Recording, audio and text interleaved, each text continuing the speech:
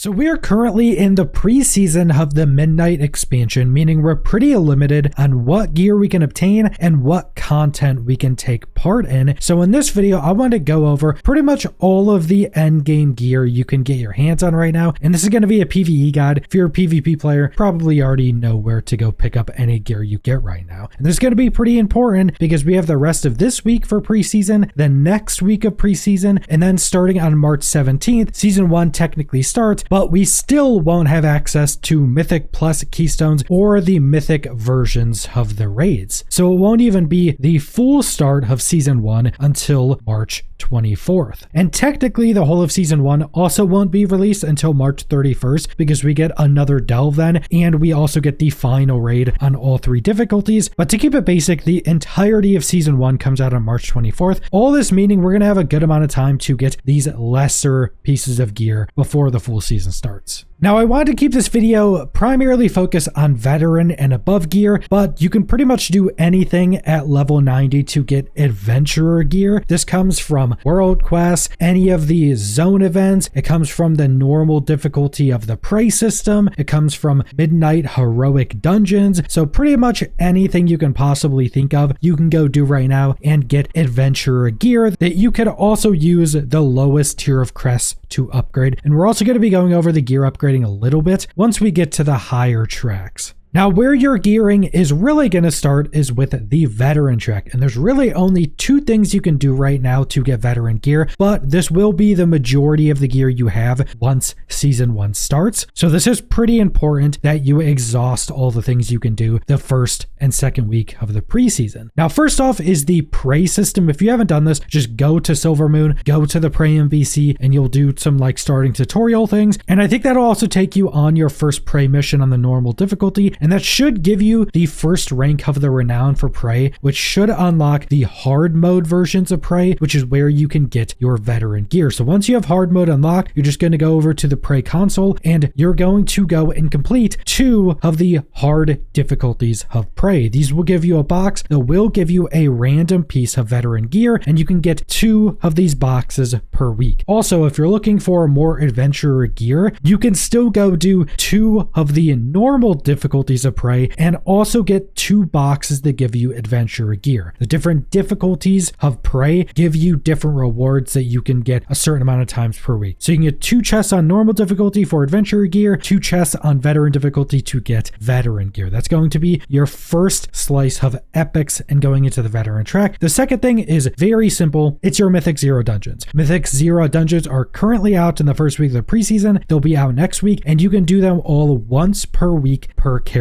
So you can go through, do all of the Mythic 0 dungeons. It's also a very good time to learn all of the bosses and mechanics and things. This will just help you to play much better in Mythic Plus when you've already done these dungeons a couple times on Mythic 0. So if you're somebody that's also going to be getting a bunch of characters at level 90 and you want to gear them up as well, you're going to be doing all of these dungeons on all of those characters. And also it's completely random gearing. You could get 3 different trinkets like I got, or you could go through and get super lucky and have like half a veteran set or even more just going through these dungeons. And there'll be crazy amount of groups in the group finder, so either create your own if you're a DPS more likely, or just join one if you're a healer or a tank. Shouldn't take too long to get a full group for these since everybody is trying to do them. And then that brings us to what is seeming to be the only champion track pieces we'll be able to obtain in the preseason. There are currently 4 champion track pieces of gear. They are all from the renown vendors and they're all pretty easy to get once you have the renown. One of them though is much more interesting. It is a trinket that also has an upgrading mechanic within that zone. So I wanted to specifically go over that one after we go over how to obtain these items. So first off, you'll be able to get a champion track helmet from the Silvermoon Court. This requires renown 9. After you've gotten renown 9, there will be a quest pickup to go complete the Defending the Runestone event in Silvermoon. All of the quests for these just want you to do that weekly seasonal event content that's in the open world of these zones, and these will all be pretty quick quick. Then we have the Amani tribe, which will give you a champion track necklace. This also requires renown 9. And once you have that renown, you'll go get a quest pickup that wants you to complete an abundance event. This is probably the fastest because it'll take like 3 minutes tops to do. Then you have the Heron tier, which will give you a champion track belt, which will require renown 8. And this will want you to discover a legend of the Heron here. Again, that's the open world weekly event for that zone. And then finally, for the Singularity and Void Storm, you will get a champion track trinket that only requires renown 7. So that's incredibly easy to get. And once you have renown 7, you'll go pick up a quest to complete a Singularity anchor and do the Wave Defense weekly activity. Once you've completed that, you will then get that trinket, but there's actually more to this trinket. Now, you may have already done some of the Void research system that allows you to upgrade this trinket, but if you go to the Void Storm and you go to this Singularity Renowned vendor and you're max level, he should have a tutorial quest for you that tells you about the Void research station. He should also give you the first currency for that, and this is the system that is going to upgrade your trinket. So after you've done the tutorial to learn about the system, you then should be able to obtain 2 additional of the currency per week for this Void research station. You need a total of 3 additional ones past the tutorial to fully upgrade your trinket, and you can get these from a weekly quest from the renowned vendor to just complete some world quests. And then you should also be able to get one from the box you get from the Stormarian Assault event, which is just a weekly event in the Void Storm. And how this is essentially going to work is at the Void research station, there's a little skill tree you have, and the first node is just to kind of unlock it here, but then the next 3 nodes will all upgrade your trinket. So the champion track trinket you get from this is a main stat trinket, then it has a proc that'll proc and give you crit, a little bit of leech, and some movement speed. And then it has 3 possible upgrades, which are the 3 nodes from this Void research station. The first one is Protocol of Predation. Increase the intensity of your Void Lust episodes, which are your procs for your trinket. This will increase the critical strike you get from this trinket proc, which will end up giving you quite a lot of crit, especially this early on. One of the reasons why it's so good, because it gives you like a normal amount of crit you would get from a normal trinket crit proc, but you also get the small amount of leech and movement speed from those procs. Then upgrade 2 will increase the frequency of these Void Lusts. So this will increase how often you get this proc. And then finally, you have Protocol of Sustenance, which will increase the duration of this Void Lust. So getting all 3 of these upgrades in the Void research station will essentially buff every factor of the proc of your trinket. Makes it last longer, makes it proc more often, gives it more crit for the proc. So if you're looking to max out your gear, you're definitely going to want to go to get this trinket and make sure you get enough of these currencies for the Void research station to get all 3 upgrades. There are more upgrades for this Void station, but those won't affect your trinket at all. Those are just for additional things for the open world of the zone. Now, I did also want to quickly go over the track upgrading in Midnight because it was pretty heavily changed. So now the upgrade tracks in Midnight only use 1 crest for that track. So if you're upgrading an adventurer piece of gear, it will only use adventurer crest and a little bit of gold. There's no more valor stones. There's no more upgrading a piece of gear in 1 track and using 2 different crests in it. So it's a lot more simple that way, but there's actually going to be a way to essentially transfer a little bit of a lower crest into a little bit of a higher crest. And how this is going to be done is fully upgrading a lower piece of gear in a slot that you already have a piece of gear that has a higher upgrade track on it. So let's say you have 2 weapons. One's on the adventurer track, one's on the veteran track. And let's say they're both 1 out of 6. Well, you could go take that adventurer track piece of gear to the upgrader. You could upgrade it fully to 6 out of 6 on the adventurer track, and that would give that piece of gear a 237 item level. But then if you go compare that to the 1 out of 6 on the veteran track weapon you have, that veteran track weapon would only be 233 item level. And because of how upgrading in the same slot works, if you've already upgraded something past the item level your piece of gear is, you can upgrade the other one essentially for free. So now that veteran track piece of gear, its first upgrade will now be free, even though it's in the veteran track and would normally take veteran track crest. So you're essentially turning a bit of adventurer track crest into a little bit of veteran track crest to get that first upgrade of the veteran track piece of gear for free. And this will work for every other tier of crest as well. And the reason I'm specifically going over this, besides it just being useful information, is that with the first couple tiers of gear and crest, you can pretty much just use them as much as you want. Upgrading these first couple weeks isn't really that useful, but since it's like adventurer gear, you can very easily just use all of that. Pretty much anybody that wants to gear up at all is going to get past adventurer gear very quickly. Doing pretty much anything during season 1, even like the easiest content, gives veteran track. So you can really use as much adventurer crests as you possibly want this week to help you upgrade those veteran tracks to at least 2 out of 6 for free. You can also do this with your veteran tracks if you're going to be someone that maybe caps out at like champion track gear, depending on what content you want to do. But this is just some useful information